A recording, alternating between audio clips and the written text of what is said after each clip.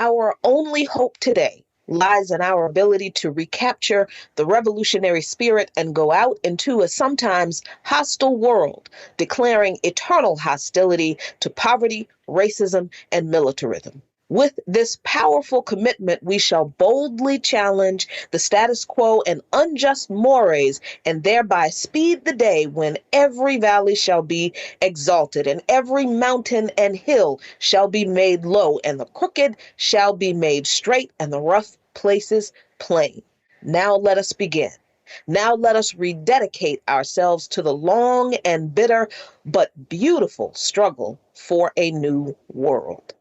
This is a small but very important snippet of the Dr. Martin Luther King Jr.'s Beyond Vietnam speech, delivered on this day at Riverside Church in New York City in 1967. This was not his first full speech on the issue of Vietnam, as many believe.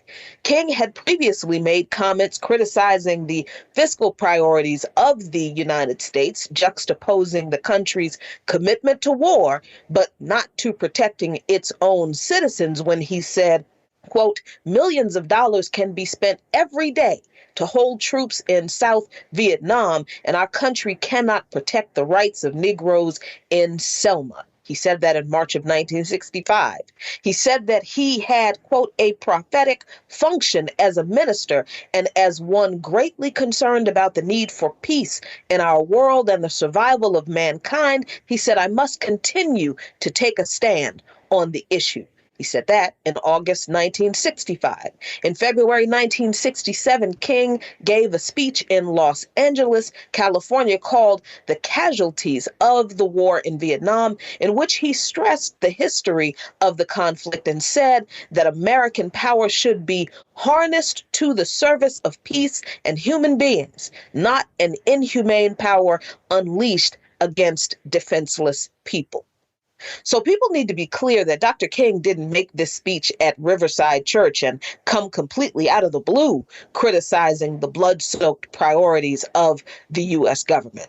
King had been criticizing capitalism for quite some time, writing in a letter to then Coretta Scott, telling her, "I imagine you already know that I am much more socialistic in my economic theory than capitalistic. Capitalism started out with a noble and high motive, but like most human systems, it fell victim to the very thing it was revolting against. So today, capitalism has outlived its usefulness."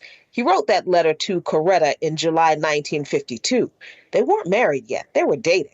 Coretta married Martin the next year in June, and as far as I'm concerned, this proves that the best women love socialism.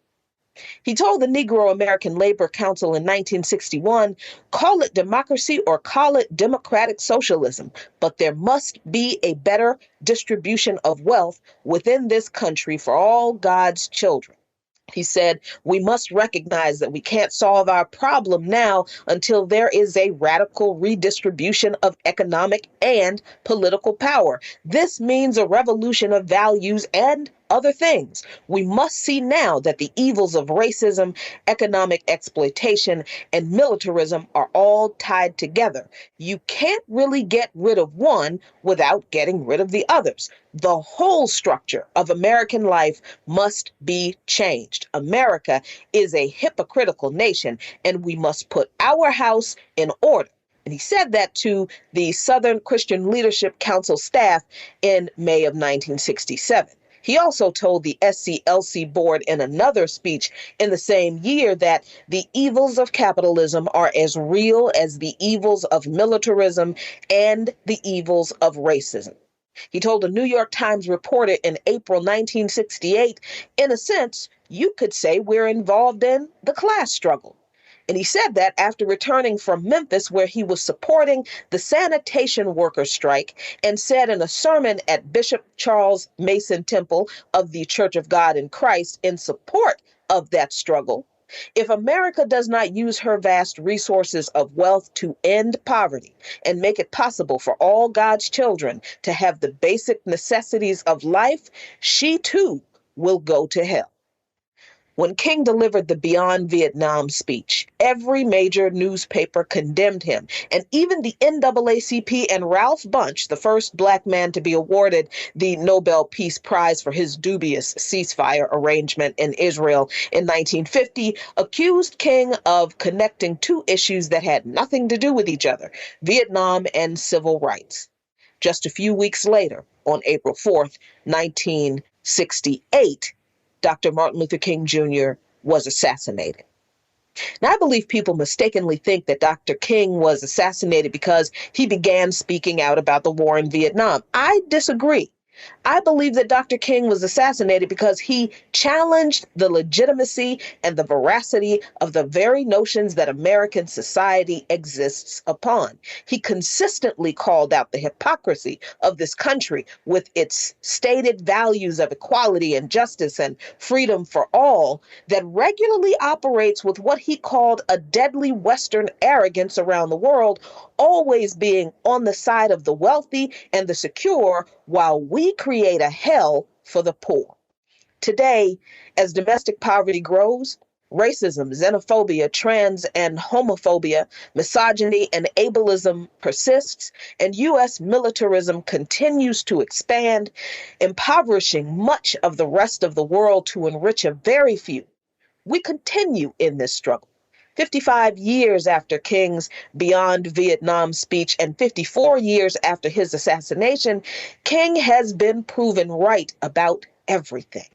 It is still true that our only hope lies in our ability to recapture the revolutionary spirit and go out into an even more hostile world, declaring our eternal hostility to poverty, racism, and militarism. And the world, that is the U.S. government, the governments of its allies, and too many of its deeply indoctrinated citizens are still hostile to this message. But this is why we must continue with Dr. King's legacy of anti-capitalism, anti-racism, and anti-militarism.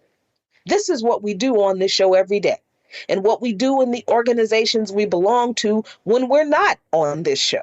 This is certainly what the Black Alliance for Peace was formed to do, organized on this very day 5 years ago to recapture that Black radical anti-war, anti-imperialist, anti-capitalist spirit that King had just begun to inspire before he was cut down.